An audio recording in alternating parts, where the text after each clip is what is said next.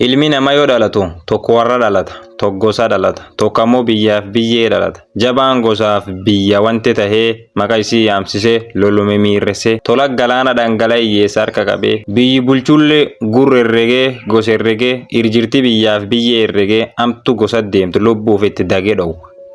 Yoo du'a ammoo dhalootaaf hara saaqee yoo cuf dhaloota keessaan jiraata. Jabaan hin du'u.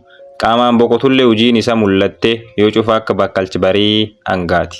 Maqaan isa dhaadannoo dhalootaaf hara. Haadhaaf abbaa dhalte goot biyyaaf biyyee gumaachite ammoo boqonna.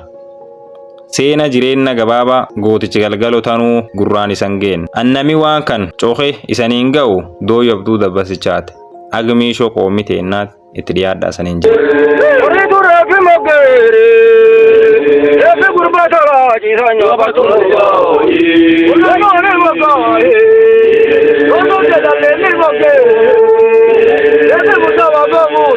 Gootichi galgalo tanuu akken duniyaatti bar 1969 dheed booran liiban nageellee booranaatti aadhisaa aatotiyyoo cuutee alii diimayyootii fi abba isaa aabbi tanuu godaana areeroo godoo irra dhalate. Dhalatee guddatee biddibir dabre erga guunnaan akkuma ijoollee horsiise bultoota boorana tamiittu ilmoolee yabbiyyee re'ee looniif gaaltisaa guddate.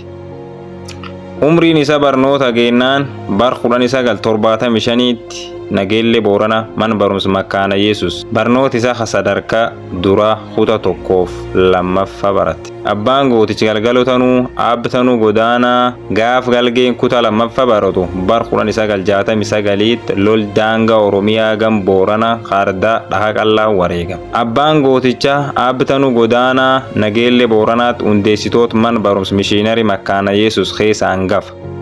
Abbaan gootichaa aabbi tanuun faranjoota mishiinarii kanneen man barumsa makkaana Yesus nageellee boorana hundeessa waliif saayib jajjabo turan. Sababummichoomaaf ariyyoomaa aabbi tanuun faranjoota mishiinarii kanarra kaa'uun gaaf abbaan gootichaa aabbi tanuun boqotu sababa abbaa isa faranjoonni aabbi galgee nageellee booranaatiif fuudhanii kuta sadaffaa 12ffaatti man barumsa bultii adda khabarasii naannoo kibba Itoophiyaatti argamu man barumsa Yergaalam kan imaammata barnoota biyyattii kan barasiitti Yergaalam Special Boarding School jedhamu barnoota isaa qophaa'een kuta 12ffaa akka inni Itoophiyaa bar 1981 xumure. Akkuma bar 1981 barnoota isaa kuta 12ffaa xumureen bar 1982 akka 83 Yergaalamirra nageellee boorana deebi'uuni ag mootummaan dargee kufu gootoota gurguddoo akka shalaqa jaatanii alitandu godaana tuni kanootiif gootichi liiban dabbas dhaddoofa waliin awraaja booranaatti biyyaaf lafallee bulchaa turan.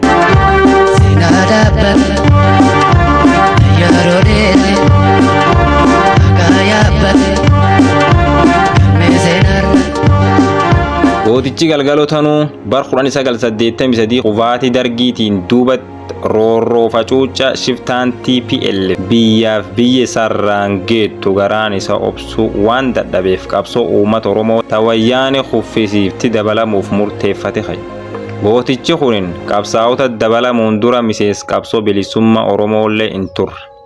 Ufimaantis kakkaasee onnachiis qabsoof qabsaa'ota maanittis dabala kunooti. Bar 1983 gootichi galgalo tanuu hojjeta mootummaa waggaa lamaffaa hoogganaan waraana baa'oo khabarsuni gammachiis dhaabaa ajjeefamuuni reenfi isa magaala nageellee boorana keessatti kara gubbaa buusan. Biraallee hin qabne ilmi nama tajjeessanii kara gubbaa gatan garaan isaa dadhabee reenfi hoogganaa baa'oo gammachiis dhaabaa fuudhe awwaale. Yeroo bar 1983 gammachiis dhaabaa ajjeefam kanatti galgalo tanuu miseensa baa'oof deeggaraallee hin turre.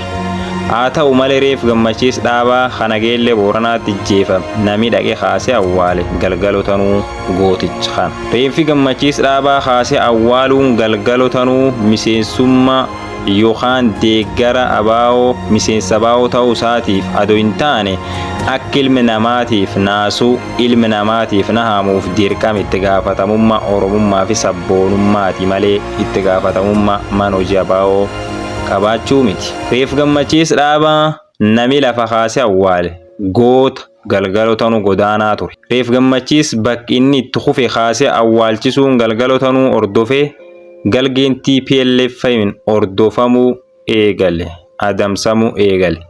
Qabsoo Oromoo makamuun isaatu Nageellee Booranaatti ijjeefamuu Gammachiis Dhaabaa ordofteeti. Yeroo bar 1984 Gammachiis Dhaabaa Nageellee Booranaatti ajjeefam galgeen hojjeta gan lammeessoo mootummaati. Bar 1984 duubatti ABO'f TPLF jidduutti guutumaan guutuutti wal dhibdeen guddoo waan uumamteef ABO'f TPLF'n dhiibame chaarteriinu uumamte. Kan waan Reenf ajaja ABO Kibba Oromiyaa kaasee awwaalchis qofaaf qarrifaa wayyaanee keesseen gootichi galgalotanu godaanaa wayyaaneen adamfamuu beekannaan mana baay'ee bosona Oromiyaa Habaalee Shaawweetti argamu dirree qabsoo bilisummaa Oromoo barasi seenee qabsoo qawwee jalqabe. Muranne kaane biyya bilolla diinasa dannee ilusu jala gaadhufattee tayyaarolee ireetti baasuu bobbaane jiru haqaa bilollaa cubbuu biyyaadhu akkaataa keenya namuun gabroomne akkaataa keenya namuun gabroomne. Dhumbara 1984 irraa Agbar 1985 gol Oromiyaa akka akkaatti waligalteen ABO'f TPLF kan ABO'n hidhannoo hiikattee qabsoo karaa nagaa eegalamtu jettu waan ABO'f TPLF waligalamteef ABO'nis tole jedhee hidhannoo hiikatee buufataalee waraan biyyattii seenuu eegale. Adu'aalum kanaan waligalteen jedhame kabajamuuf ABO'n jiru mooraaleen ABO'tti hiikate kanneen akka Xoollaa, Baalee Shawwee fi gol Oromiyaa guutuu keessa waraan ONG hiikatirratti aleellaan Mallas Zeenaawwii irraa raawwatame. Waraan ABO karaa nagaatiin biyya deebi'ee qabsaa'uuf hidhannoo hiikate mooraa waraan biyyattii keessatti buufata irratti tarkaanfiin aleellaa waraana raawwatamu ordofuun ABO nafe chaartera yudhiituun ala bahee qabsoo hidhannootiif dirre seene. Chaarter cabsee bahu ABO ordofee Oromiyaa gam Booranaatti gootichi galgalotanu godaanaa naannoo Nageellee Booranaatti Liiban Golbaafdiit keessatti hidhatee sochii eegale. Chaarteraan duubatti Booranatti wareegam gootichi Liiban Dabbasichaa wareegam Shalaqa Jaatanii Alitan dhuutiif wareegam Abduub Naqataa fa'a ordofee dhaadannoo tiim gootichi Jaarsoo Waaqoo Liiban tawabada Bombadee jettu ordofuun galgalotanu godaanaa Areeroo Godoo Operationii TPLF tabar 1985 fi adamoo jajjabduu waraan Itiyoo Eertiraa barasi dandamachuuf duula alatti bahuun ijoollee Booranaa tawabada Bombadee jedhuun onnatte alatti bahee TPLF irraan. Wannannu ani mogee warri duraafi mogee yafe gurbata waajjiranya bartuuti. Wannannu ani mogee wannoo jedhamee mogee yafe murtaawaa bahu kan bartuuti. Wannannu ani baasee yoo ani baasee.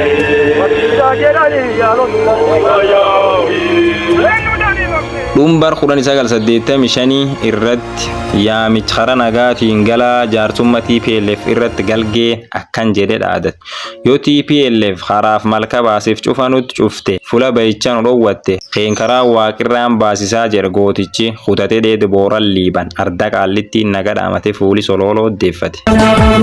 Jennoon kee sirrii murannoon kee haqa Oromoo boonsitee nutti goote maka Oromoo boonsitee nutti goote maka Indubuufne diinaaf gamoo ooli jaaruun rakkoo saba keente addunyaa namalu rakkoo saba keente addunyaa namalu ati goota keenya gammachiifte saba keenya. Waluma galatti sololoon lafseenaati nami yeroo jalqabaatiif tokk jedhee Oromoof Oromiyaa humnees galgalotanu godaanaati gootichi galgalotanu godaana Areeroo Godoo abba dhiirsadiif dur lama yoo ta'u walumaa galatti abbaa ijoollee 5ti. Ijoollee isa keessa inni hangafa Liiban yoo ta'u inni abbaa Liiban. Abbaan Liiban dhalatee waggaa 55ffaa isa biyya Ugaandaatti aduu guyyaa sanbata guddaa Oktoobar 20 halkan dheeroo addunyaa tanirra godaanuun reenfi isaalleen amdheera imaluun arda dhaloota isaa waggaa 35 dura keessa ba'e dheed Booran Liiban. Dir guddichi magaalaa Nageellee Booranaatti fuula jaalatootaaf dinqisiifattoota hordoftoota akkasumas finnaaf fidanaan Nageellee Booranaa jiranitti Oktoobar 28 2024 ulfinnaaf daadaan awwaalan. Lubbu isaatiif araaram rabbi kadhan. Goto wani gamna gameeyyotaan abbukatoo mirga abba qabsaa'ootaan lalaba eessana moolee jagoo way osoo deessee haati marraa lama harmee marraa lama way osoo si deessee haati marraa lama haati yeroo lama.